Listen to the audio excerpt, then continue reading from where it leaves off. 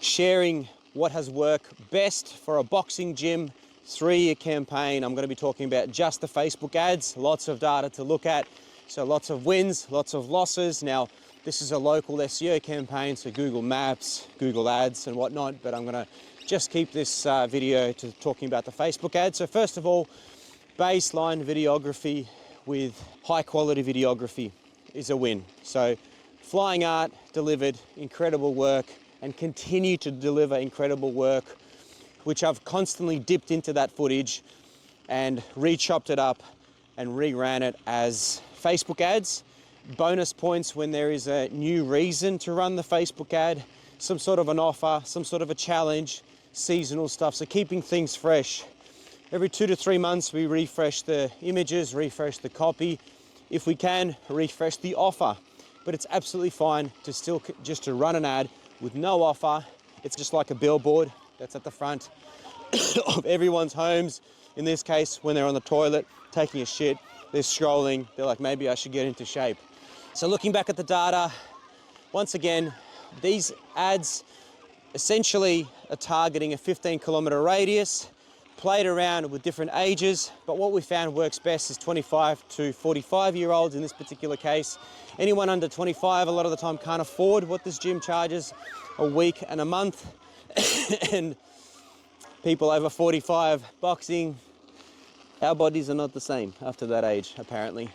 Keeping things fresh is the key. What I've learned is a lot of the time, the ads that brought the most leads were actually filmed with a phone or basic photographs. The way I recommend setting this stuff up is create buckets. Capture all the things. Capture the women boxing, the men boxing, the strength training, the recovery, all of the various benefits of this business, be it a recovery gym, be it just pure boxing, be it pure combat, whatever it is, you have your buckets. And as soon as there's content that gets captured in that space, put it into that bucket. That bucket ends up being like a barrel of content that you can forever dip into. So you can essentially make unlimited variations of stories, reels, posts, ads, and things like that. So these things have gone up as stories and reels. Yes, you can do a $5, $10 boost per a post, per a reel. It's a no-brainer. And as the call to action, you have the offer or book a trial, free gloves, whatnot. So if you're kicking off a campaign in the fitness space, where I would start off is go have a look at the big boys, the F45s and whatnot. Go have a look at their page structure on their website, the actual pages they're using to run the ad, because a lot of the time that ad copy is going to be the best. Go look at other boxing gyms, go to Facebook ad library, find top performing boxing gyms, go spy on their ads, go have a look at their Google Ads landing pages, and that gives you an understanding of what kind of text you should be using on your page, what kind of images you should be having created. Now, by all means, you don't need to have crazy production level footage captured because that stuff really costs. You can do this all with your phone. It's all about just sharing your work, especially if participants are happy to get in front of the camera, testimonials, reviews.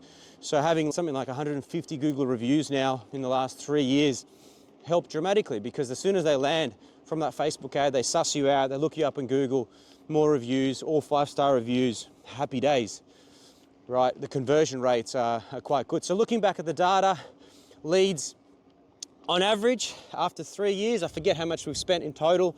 Some days it's $50 a day, some days it's $100 a day. Some days the ads are completely off because the SEO is bringing in leads, the Google ads are bringing in leads. But on average, leads are sitting from $15 to $30 a lead, depending on the offer, depending on the season. And as soon as the ads start to dip over $30, that's when I know that we need to refresh things up. Now, in this case, there are a few options that you have. You can run a landing page. In this particular case, even though I'm generally a big believer in landing pages and I want to send the traffic to my funnel page, at the end of the day, this is a local boxing gym. There's nothing that you can't explain or show in the ad copy of the Facebook ad itself, and then take the lead then and there. My advice is always have friction questions, tripwire questions, whatever you want to call them, because what happens is when someone clicks on an ad, let's say they click on it by accident with their fat fingers, late night scrolling, People are scrolling, they're drunk, whatnot. They click the ad, then they accidentally click it again, and what it does, it pre-fills the contact details. That's why most Facebook ad leads, a lot of them, if you don't have these friction questions, are like, I didn't inquire, I didn't sign up to anything. Whether we're running the ad in Malaysia, whether we're running it in UK, it's the same thing. If there's no friction questions, you're gonna get a lot of leads through the door. The leads are gonna be dirt cheap, but you're gonna have a fair chunk of people like, I never clicked anything. People use all sorts of devices, old devices, new devices, browsers, and they accidentally click shit. It's what happens all the time. I'm sure you've clicked things when you're falling asleep, the phone falls on your face, your nose presses the button, and you've just made an inquiry to a boxing gym, going down their funnel and their marketing and SMS automations, and stop harassing me. So moral of the story, have friction questions. For a boxing gym, it might be something like, have you ever boxed before? Are you currently at another gym? What are your health goals? What suburb are you in? Like really basic stuff, non-personal stuff, and make them actually type text in instead of just pressing a button, just to minimize the chance that this person is just whatever, right? More friction, that will mean less leads though, okay? The reason I'm not a big fan of this particular campaign sending the traffic to a landing page is, one, Facebook doesn't like sending users off its platform because Facebook makes money off users that are on the platform. So diverting the traffic off, it's not like it's gonna block it, but it doesn't want you to do it. That's what makes it so hard for you to just get the leads from Facebook aside from using their platform and logging into their interface.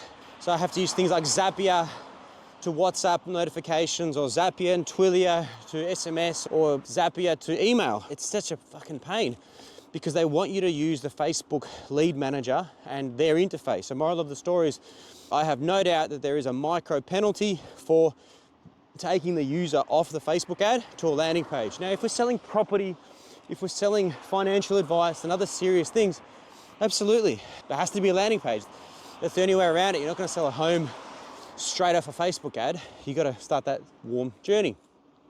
But if you think about it, when they get off that landing page, there's a chance their shitty browser, whatever device they're using, doesn't get along with the page. There's always a chance of this, no matter how many checks you can do.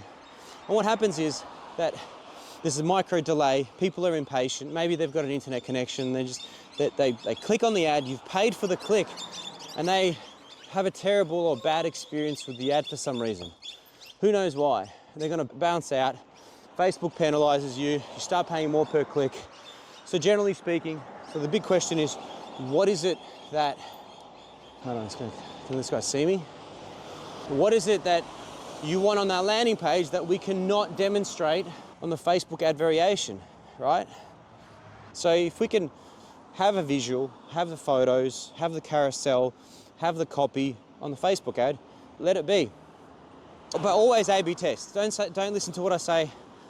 Put $1,000 into the landing page, then put $1,000 into just capture the lead, and just, as long as attribution is set up and Facebook actually knows that this person inquired after they clicked, so you need to have that connection and that level of conversion tracking, an offline one. That way you have data. Because if you just send the lead off the site to your landing page, but Facebook doesn't know that they actually inquired, Facebook won't know what a conversion is. So it won't know what kind of people to look for. So I hope that makes sense. So looking back at the campaign, keep it fresh. This is just a local suburb campaign, so refresh the creative once every 2 months. Ideally a new offer, have at least 6 creators going at the same time. You could have multiple ad groups. You don't need to overthink, just run the ad, see what gets you most leads, see what gets you cheaper leads, and see what sticks, and then test male, female, test different ages. There's a class running at 9:30, so maybe mums dropping kids off, that class is suitable for them. Trial and